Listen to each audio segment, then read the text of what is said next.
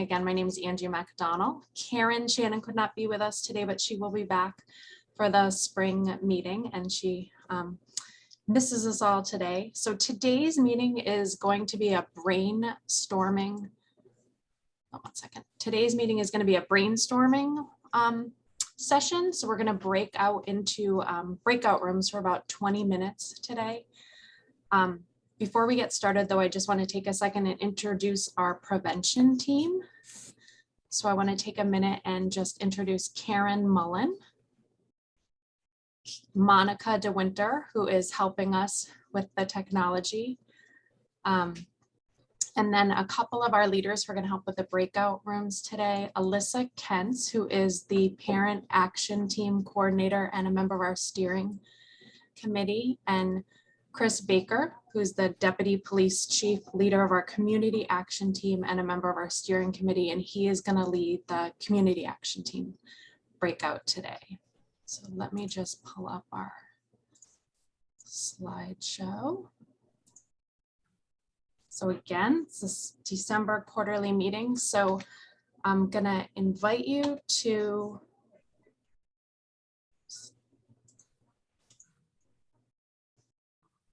I'm going to invite you at this time to just take a minute and choose the breakout room that you would like to go into. And the way you can do that is by clicking the 3 blue dots, and you're going to rename yourself where your name is with either a P or a C. So you can go into the Parent Action Team or the Community Action Team room. If you can't do that, if that's a little too complicated, you can just throw a P or a C in the chat. And Monica's gonna, while we go through a little bit of the prep, Monica's going to add everybody to a breakout.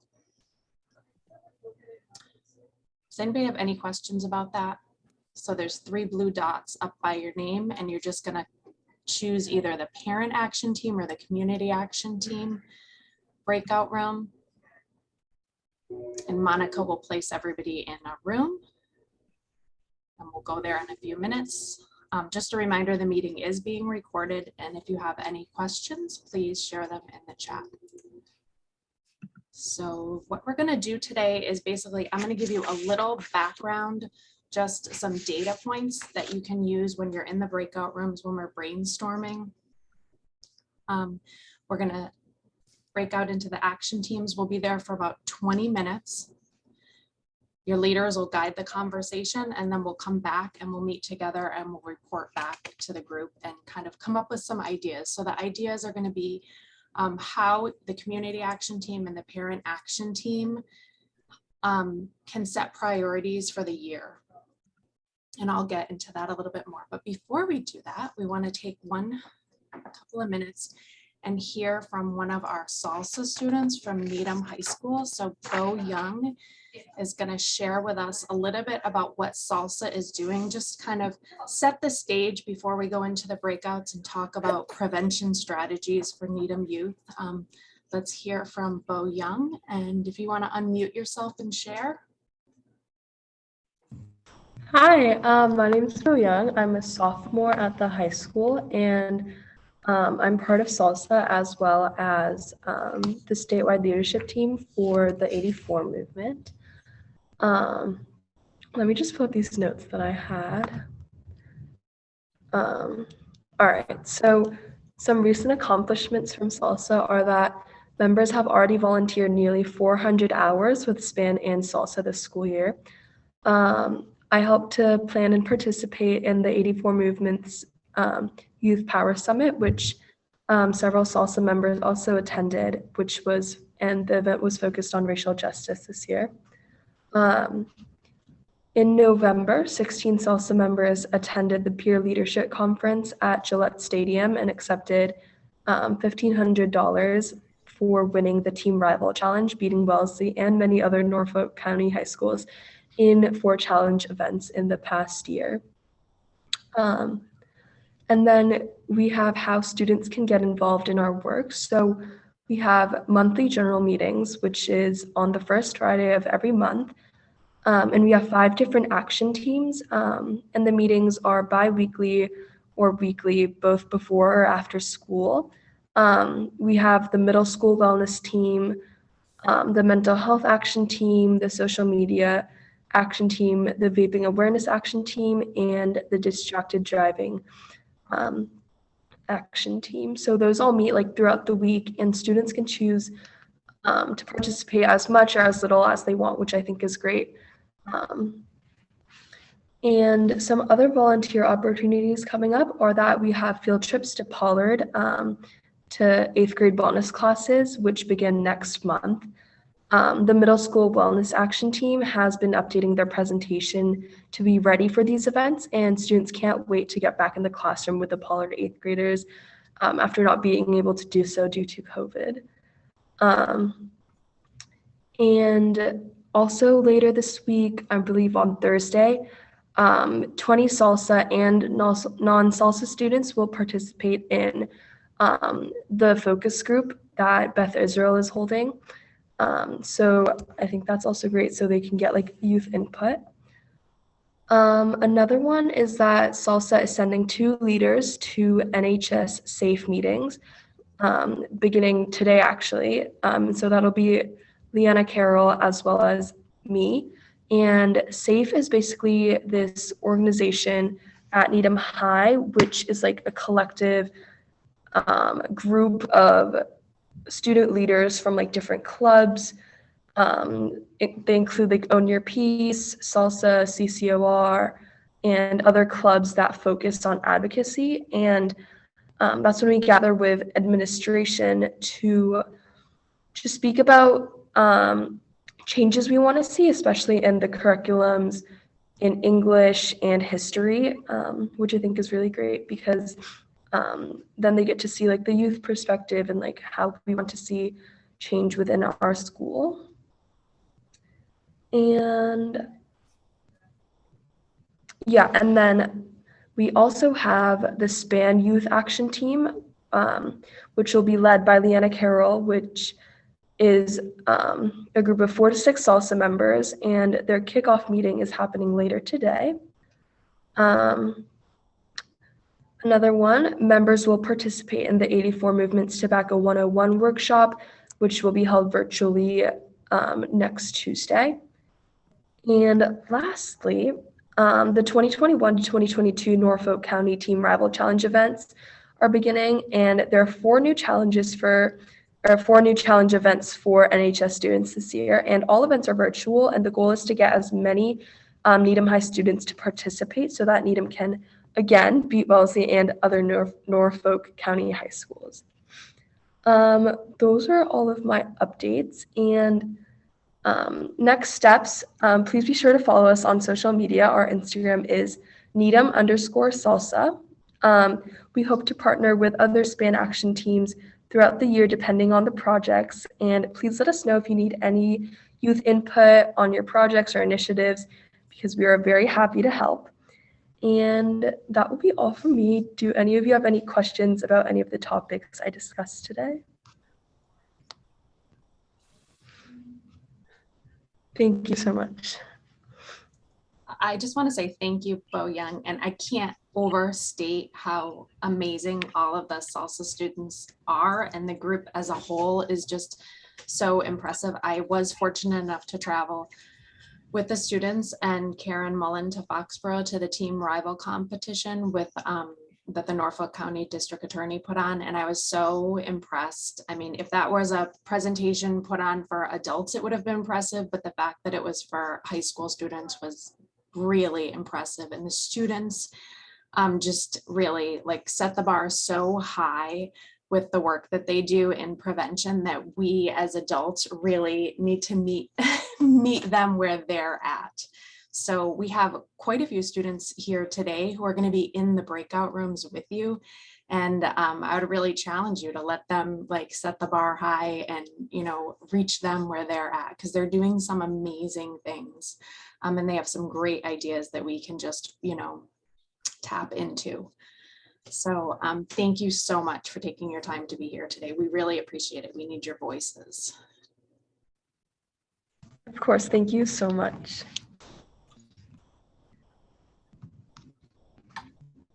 Okay, so just a little background before we go into the brainstorming session. So today's goals for the meeting are to brainstorm some ideas, set some priorities for the coming year. So we do this from a prevention approach. So some of you may have a strong prevention background, some of you have no prevention background, and that's perfectly okay.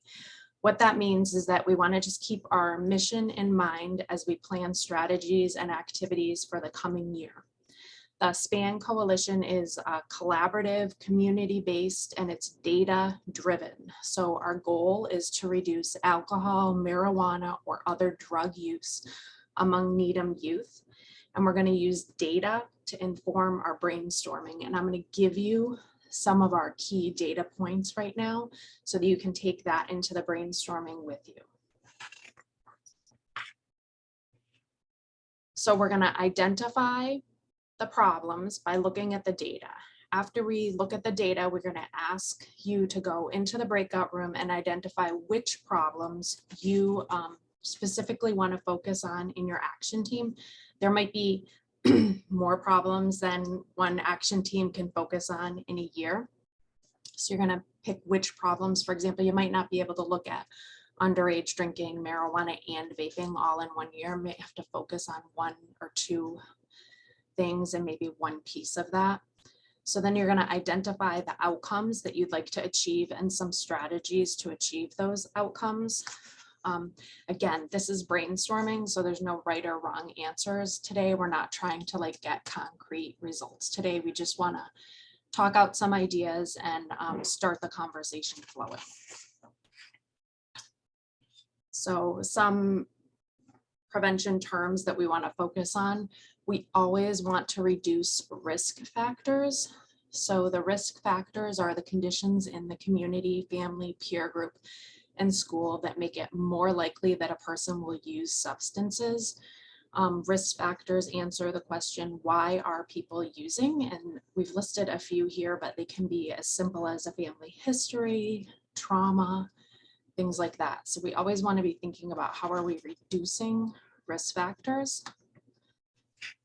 Alternatively, we want to increase protective factors. So the protective factors are the conditions that make it less likely that a person will use substances. So they answer the question, why aren't people using? Students participating in salsa make a commitment not to use. That's a protective factor in the community. We want to support the salsa students. We've listed a few of those here. So we want to increase protective factors. And now we're going to look at some of the data that we use to inform our work. So this data is from the Metro West Adolescent Health Survey. You've probably seen this before if you've been on any of our SPAN calls before or on one of our Zooms. This represents Needham High School students' self-reported current use rates, which is defined as using during the past 30 days. So in this case, we've seen vaping use and marijuana use increase over a 2-year period between 2016 and 2018. And underage alcohol use and prescription drug use decreased somewhat. Now, this is from 2018. It's a bit dated. They did do, finally were able to do a new survey this fall. Those numbers won't be out until 2022. So we are still using this. This is the most current larger study that we have to operate from. But what we have is some supporting studies that lend to kind of support what we're seeing here. So last spring, in the middle of the pandemic, we conducted a focus group, and the focus group kind of supported what we were seeing from the Metro West Adolescent Survey. The students and the parents both said that alcohol and marijuana still seem to be the primary substances used by students. There was some mention that vaping might be waning in popularity. We're not going to jump on that yet because this study was a smaller group of people. And it was in the height sort of the pandemic. If you look at March and April, it was when vaccines were just becoming available. So we are going to like pause before we jump on that data point. But in general, it kind of supports what we were seeing from 2018, that the primary substances are alcohol and marijuana. And that's what is being seen in Needham. So those, you know, you want to take that into your brainstorming sessions and consider those probably as the top substances that students are using. And then the most recent data point that we have was in earlier this month, December 1st, the town did alcohol compliance checks for establishments with licenses. So they sent 2 operatives ages 19 and 20 into 25 of the 31 licensed establishments. There were 11 violations. So that means they sold alcohol to a person under 21. Of those violations, 6 didn't check IDs, 5 did check IDs and still served the person alcohol. So these were restaurants and carryout. So this would kind of speak to access, which would, you know, if you want to put it under a risk factor or protective factors, you could probably put it under both, you know, access to alcohol for underage people. We wouldn't want them to be able to go into liquor stores and purchase. So this is the most recent data point that we have. And does anybody have any questions about that so far? Okay, so that's kind of the data that we're going to send you off into the breakout rooms with. The last thing I want to say is just to always consider that the inverse of the use data. So if you just look at like vaping, electronic vapor products, for example. So while 23% of Needham youth reported vaping in the last 30 days when the Metro West Adolescent Health Survey was delivered in 2018, 23% were using in that 30 days or had used. 77% reported not using. So we want to consider 2 things. One, we don't want to forget that huge majority of students who's not currently using substances. 2, we want to make sure that our messaging does not imply that the majority of students are using are vaping. So for example, when we're promoting a cessation program, we don't want to accidentally or inadvertently promote a program with making it seem that the whole high school is vaping, because they're not. In fact, the majority of the high school is not vaping. So we want to always consider that in our messaging, that not everybody is doing this. In fact, the majority really isn't if you look at the numbers. All right, so that's the data. And now we're going to go off into the breakout rooms. We're going to spend about 20 minutes in there. I just want to once again say, if you have not put chosen a group, parent or community, you have a moment now to put it in the chat, or we'll pick one for you and we'll send you into a breakout room. You're going to have about 20 minutes in those rooms. And then once again, you know, we have people from all different backgrounds, people with all different experience levels. So we just want to invite you to kind of in the breakouts. Remember, this is a brainstorming session. There's no right or wrong answers. We want everybody to share equally. We want everybody to feel comfortable sharing. We want all ideas to feel welcome. So really just kind of come into this. Please don't, you know, correct each other. Please just let people share their ideas and thoughts, and let this be a working group where everybody's okay to share their thoughts. Monica, are you ready to send everybody? Does anybody have any questions before we?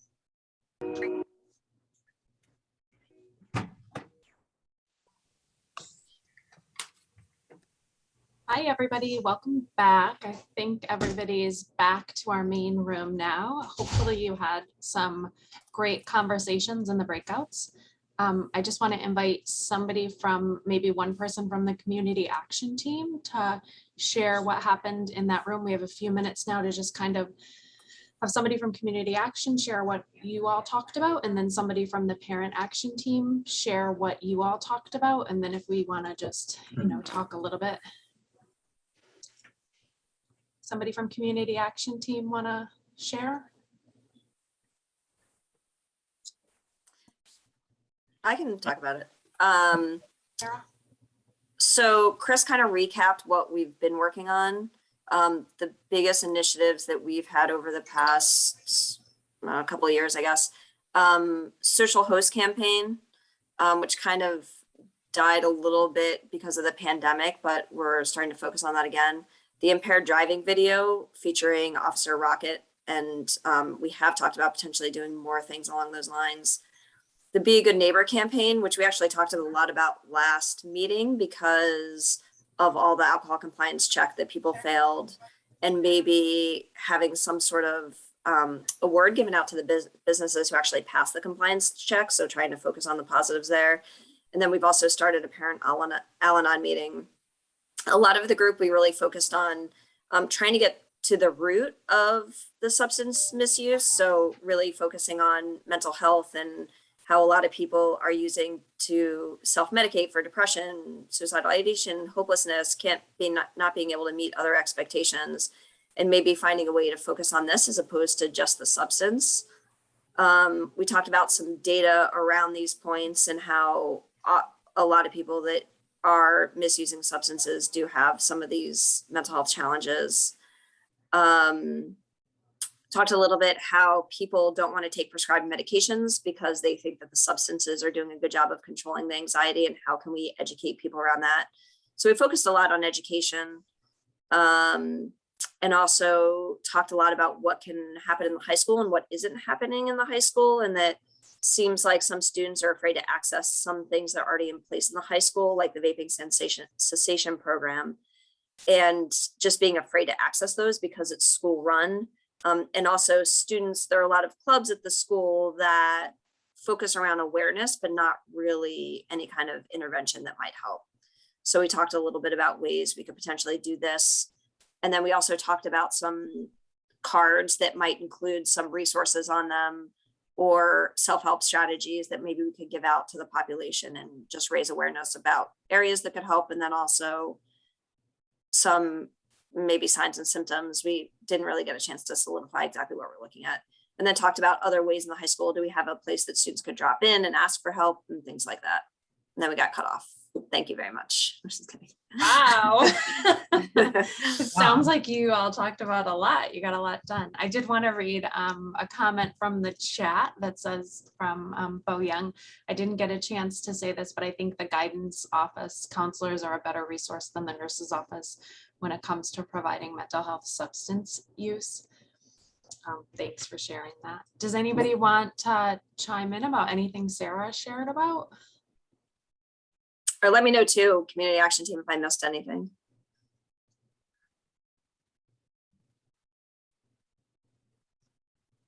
Okay, does somebody from the parent action team want to give us a little update about what happened in the parent action?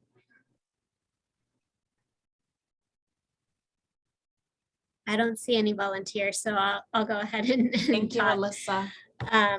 So we talked actually a lot about athletics at the high school, and how maybe the protective factors are not there for athletics the way they could be. Something that was brought up was drinking at football games, drinking on the hill at football games, and that it's been reported back to parents that it's happening quite a bit. So we talked about some protective factors, maybe having more police there or more adults there, maybe having some of the athletes really, be outspoken about not using or that kind of thing, where they could set an example. We also talked about just kind of the culture around athletics and how it might shift the power to some of the athletes, and put them in a place where they feel like they can either bully or do other things that might make people feel uncomfortable. So there was some concern around that, that there's some cyberbullying that happens among some of the athletes. to non-athlete students. Also talked about something called Candy Girls, where the cheerleaders have to give candy to the football players, and just how that kind of creates a backwards culture. So, you know, those are some things that came up. We really got on the athletics topic, but I think it was something trying to think about what the risk factors are and what some of the reasons are that kids are using. But feel free, anyone else who was in the meeting, to chime in if there's anything else I missed. I feel like we could have used more time. The discussion was still going strong. Definitely. We didn't have any students in our group, so I'd be curious if any of the points that Alyssa just mentioned ring true in the student world. Are those things that the students have heard of? You know, lots of drinking on the hill, this whole candy girl concept, the idea of, you know, the athletes not being held accountable for their actions. Anybody, any of the students want to chime in on that? I can, if you can hear me. Okay. Go ahead, Great. Ben. Okay.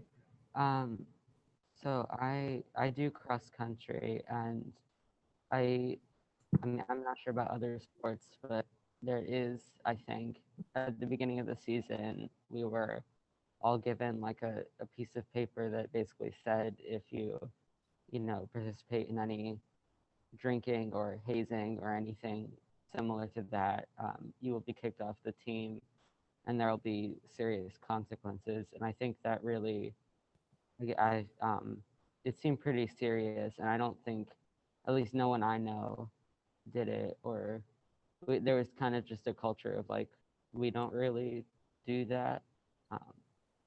I don't know about other sports.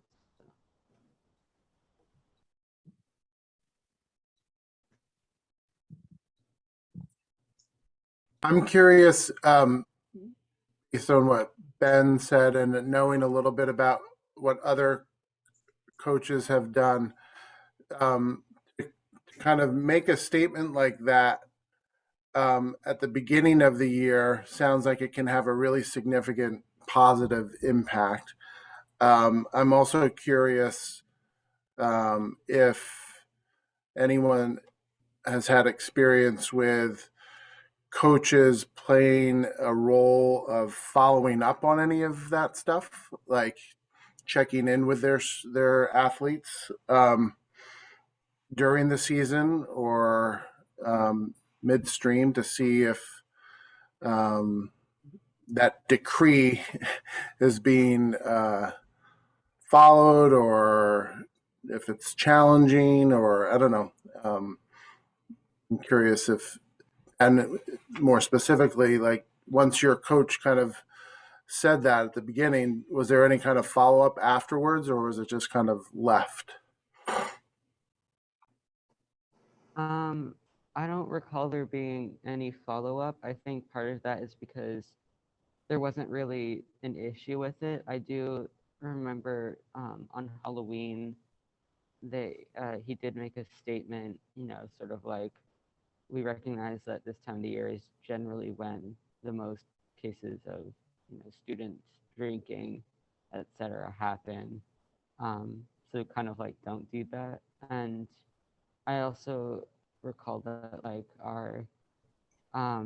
their team captains, I think, kind of promoted that, like, don't, not in a, didn't, you know, say it, but they were always kind of good role models for that. So I just want to chime in here. So for those who don't know me, I'm Ricky. I'm the assistant AD at the high school. And so, you know, as far as coaches kind of reaching out to students and following up about the rules in place, I know it varies by each team. And obviously there are kind of hot spots when kids are more likely to partake in alcohol abuse. And so we as a department try and, you know, we got out in front of it a little bit by making sure that coaches are addressing that, especially during, you know, the seasons where kids are, you know, if they do get caught, they're subject to a 25% suspension for the season. And so I know we know it's still happening. It's still happening, privately, and kids are, doing it without getting caught. But we've done our best to try and like get the information out to say like, here's, really need to stay on top of it. And I know some coaches are better than others. And I think we also have to be better about like getting, staying on top of coaches about these things throughout the season and in the off season, which is a whole other issue where kids are definitely, we see it at football games. We're not blind to it.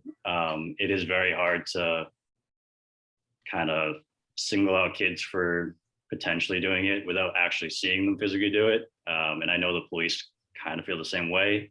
So it is a challenge, like to go about, like, we don't want to like bust kids for being, I don't know, like get kids in trouble, but it's more like we need to figure out a way to like make it more important to, or just make it more like, we shouldn't be doing these things at school sponsored events or games or in general. And I think that's a challenge that we're trying to figure out how to best approach.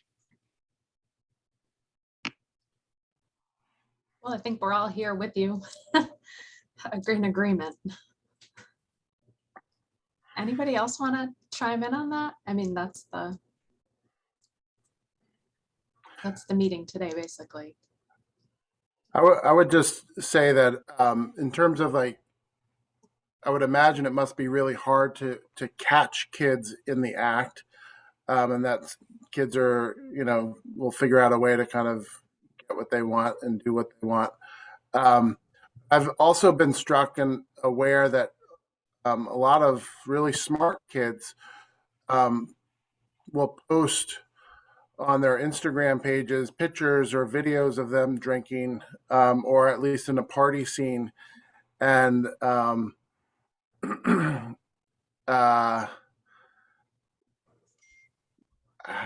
don't know. Is that a form of getting caught?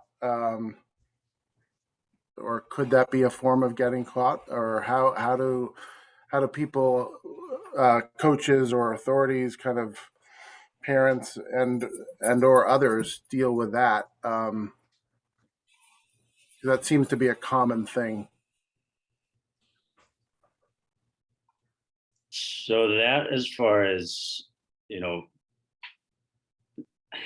that's a tough one too, because a lot of times, so we have like an athletic department Instagram, but we don't follow students. And so I think where that comes into being a little bit more of a challenge is that, sometimes parents can see it and they don't necessarily bring it forward to us for fear of maybe like retribution or something kind of negative happening to them or their kid or whatever. Yeah. And so like that's a challenge that, we've had to deal with it this year, and it's certainly like not easy. If it's such a, if that's happening, like I would suggest that parents bring that forward and say like this, this is happening, and this is, if you have the proof, if you have like the video evidence and everything like that, then we can make a difference. We can try and like come up with a solution to like, whether that's suspending a student or, different things, but the challenge of that is like getting people to come forward with that information. So we have about like 5 more minutes in this conversation before we wrap up. I wanted to pose kind of one more question to the group for everybody who is in the brainstorming sessions before we wrap up. Based on the brainstorming that you did and your smaller group and some of the conversation we just had now, if money and volunteers and all of that were off the table and you could have whatever you needed, if somebody were going to give you unlimited volunteers and an unlimited budget, which ideas or which strategies, what thing would you run with? What idea would you love to like take a run at, and see what you could do with and give it a shot? Even if you didn't know, like if there was a guaranteed outcome, but you're like, this is what I'd like to try in the spring. Here's my big idea. Does anybody have like, some idea they might have heard of or they've been thinking about that they would love to try taking, your dream with all the roadblocks removed? I would love to see more training and coaches for coaches. I think there needs to be coaching for coaches along all of these lines, and consistency from the cross country team to the football team. It should not matter what the team is. And I think the coaches need to really be on a level playing field, if I will, to have all the same rules across the board. Not, I don't know what the 25% is, sorry, Ricky, about if a student is caught doing something illegal, that means that they can still finish the season. That's surprising to me. It seems like it should be a zero tolerance, that you caught doing something, you're off completely. And I think that would impact the kids much more if they knew that, again, for, all sports. So, I would love to see more training on the coach level. Thanks, sorry. Anybody else have a big idea that they'd Can love I- to implement? Go ahead, Deb. I build on Sari's. Yeah, I think as part of that, I think there should also be expectations of a code of conduct, because the athletes in the schools are often, or certainly the football players are often looked up to and have power in the school, as do the cheerleaders. And if there were a general code of conduct, I think that would be good, because if they mistreat other kids, then the other kids may be more likely to use, there's cyberbullying. My daughter's experience in particular, there was cyberbullying, and the kids did not get properly dealt with for what they did to my daughter. And it was part of what led to her drinking and using drugs. Sorry. Thank you, Deb. Anybody else? Something totally different or on the same idea? Any of the students?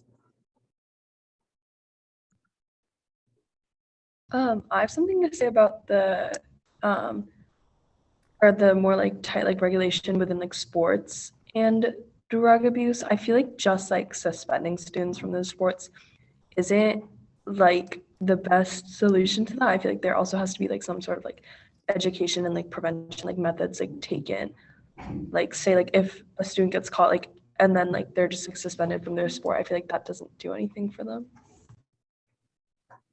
Thanks, Bo. Yeah.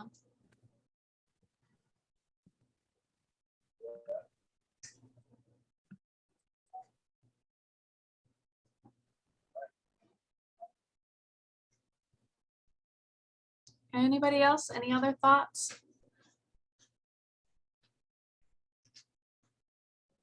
All right, well, if nobody else has anything else, then I appreciate everybody sharing and giving their all to the brainstorming sessions. Again, Karen Shannon's really sorry she couldn't be here for this meeting, but we appreciate you all coming and sharing. And the action teams, the community, the parent, and the youth action teams meet monthly to continue these conversations and to implement some of these ideas and strategies. And you are all always welcome to join those groups. We'll send out a follow-up email with the dates and times of those meetings, and you're always invited to join them. I'm just going to share a couple of quick resources as we wrap up and say thank you.